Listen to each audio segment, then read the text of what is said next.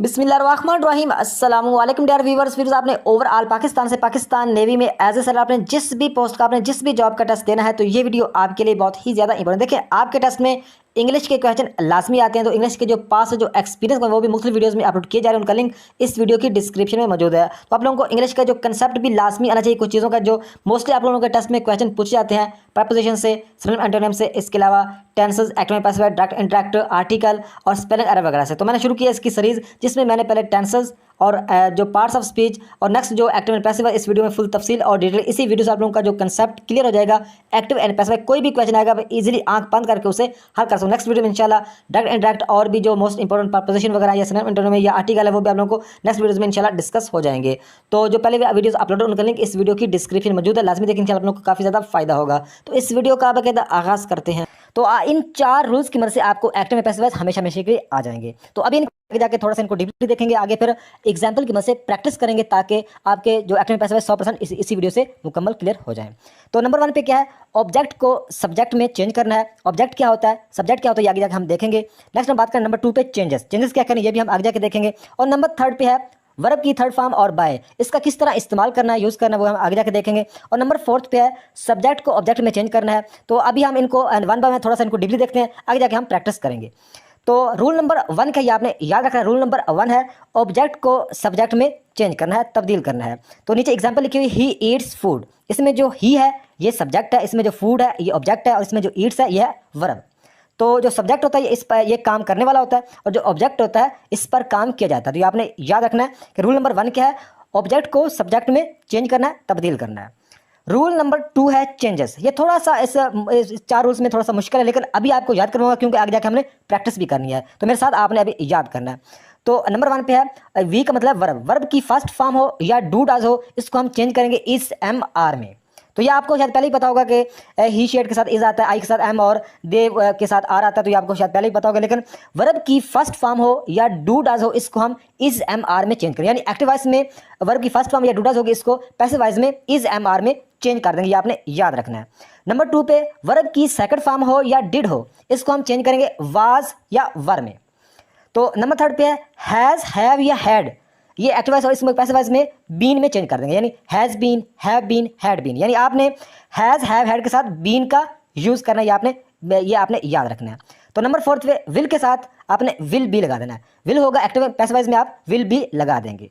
तो नंबर 5 पे है विल हैव, तो विल हैव के साथ आपने क्या करना है, विल हैव बीन का यूज़ करना है। विल हैव आएगा एक्टिव में, तो पैसिव वॉइस में क्या करेंगे, विल हैव बीन का आप यूज़ करेंगे। तो नंबर 6 पे है आई एन जी, तो आई एन जी को आप बीइंग में चेंज कर देंगे, तब्दील कर देंगे।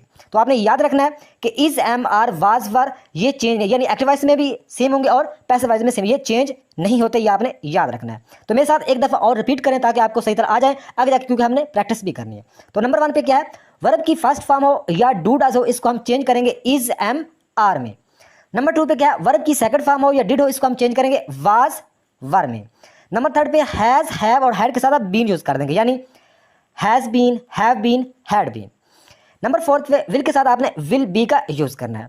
तो नंबर 5 पे है विल हैव के साथ आपने विल हैव बीन का यूज़ करना है। और नंबर 6 पे आई एन जी के साथ आपने बीइंग का यूज़ करना है। तो इसमें is am are was were change नहीं होते, एक्टिव में पैसिव वॉइस में सेम ही आएंगे, तो ये आपने याद रखना है। तो रूल नंबर 3 है वर्ब की थर्ड फॉर्म, हाँ आपने एक्टिव वॉइस को पैसिव वॉइस में तब्दील करते वक्त ये याद रखना है कि हमेशा वर्ब की थर्ड फॉर्म यूज़ होगी और साथ हमेशा बाय का भी आपने यूज़ करना होता है।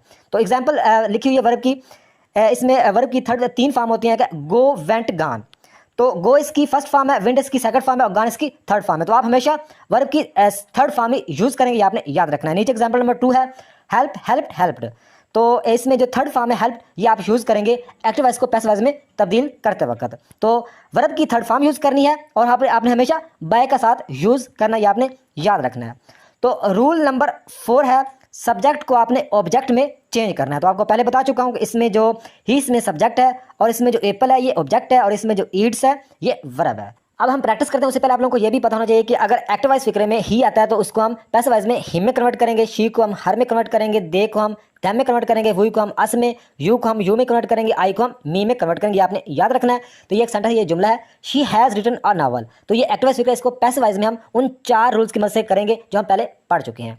तो रूल नंबर 1 था कि ऑब्जेक्ट को करना है। यानी रूल नंबर 1 में हमने पढ़ा था कि ऑब्जेक्ट को सब्जेक्ट में चेंज करना है, तो ये हमने कर दिया। रूल नंबर 2 क्या था? रूल नंबर 2 था चेंजेस। तो चेंजेस क्या थी कि अगर हैज़ हैव हैड के साथ बीन का हमने पीछे पढ़ चुके हैं कि हैज़ होगा, हैव होगा, उसके साथ बीन का यूज़ करना है। तो हैज़ है, इसमें साथ क्या आ जाएगा? इसमें साथ बीन का इजाफा हो जाएगा।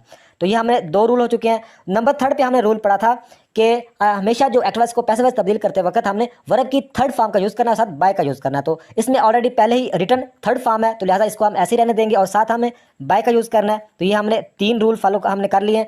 और नंबर 4 में हमने पढ़ा था कि सब्जेक्ट को ऑब्जेक्ट में चेंज करना है। सब्जेक्ट को ऑब्जेक्ट में नंबर 4 में हम चेंज करना है। तो इसमें सब्जेक्ट है शी, तो इसको हम ऑब्जेक्ट में चेंज करेंगे तो शी का क्या बन जाएगा? हर बन जाएगा। ये पूरा फिक्रा बनेगा। A novel has been written by her. तो आगे जाके देखते हैं। A novel has been written by her. उम्मीद है कि आप लोगों को समझ आ रही होगी। नेक्स्ट एक और एग्जांपल देखते हैं कि they will play football. They will play football. ये एक्टिव वॉइस इसको पैसिव वॉइस में तब्दील करना उन 4 रूल्स की मदद से हम करेंगे। तो सबसे पहले हमने क्या पढ़ा था? सबसे पहले हमने पढ़ा था कि ऑब्जेक्ट को सब्जेक्ट में चेंज करना है, तो उसको हमने चेंज कर दिया, द फुटबॉल। नेक्स्ट हमने पढ़ा था चेंजेस। तो इस नंबर 2 पे हमने पढ़ा था चेंजेस। तो इसमें विल है, तो आपने पीछे पढ़ा था कि विल के साथ हमने बी का यूज़ करना है, विल बी। तो ये दूसरा रूल भी हमने फॉलो कर लिया। तो नंबर 3 पे हमने पढ़ा था कि हम जो एक्टिव वॉइस को पैसिव बनाते वक्त वर्ब की थर्ड फॉर्म यूज़ करनी है, तो इसमें प्ले फर्स्ट फॉर्म है, लिहाजा ये प्लेड बन जाएगा। ये हमने तीसरा काम भी कर लिया, यानी प्ले का हमने क्या बना दिया? प्लेड बना दिया। ये 3 रूल हमने फॉलो कर लिए। और वर्ब की थर्ड फॉर्म के साथ हमने बाय का यूज़ करना है, तो साथ हमने बाय का यूज़ भी कर दिया। और नंबर 4 पे जो सब्जेक्ट होगा उसको हमने ऑब्जेक्ट में चेंज करना, तो सब्जेक्ट इसमें क्या है? देश में सब्जेक्ट है, तो नंबर 4 पे इसको हम ऑब्जेक्ट में चेंज कर देंगे। दे का क्या बन जाएगा? दे का धम बन जाएगा। तो ये पूरा फिक्रा बनेगा, the football will be played by धम। नेक्स्ट देखते हैं, football will be played by धम। उम्मीद है कि आप लोगों को समझ आ रही होगी। नेक्स्ट एक और एग्जांपल देखते हैं, शी प्रिपेयर्ड द फूड। तो ये एक्टिव वॉइस फिक्रा इसको पैसिव वॉइस में हमने तब्दील करना है।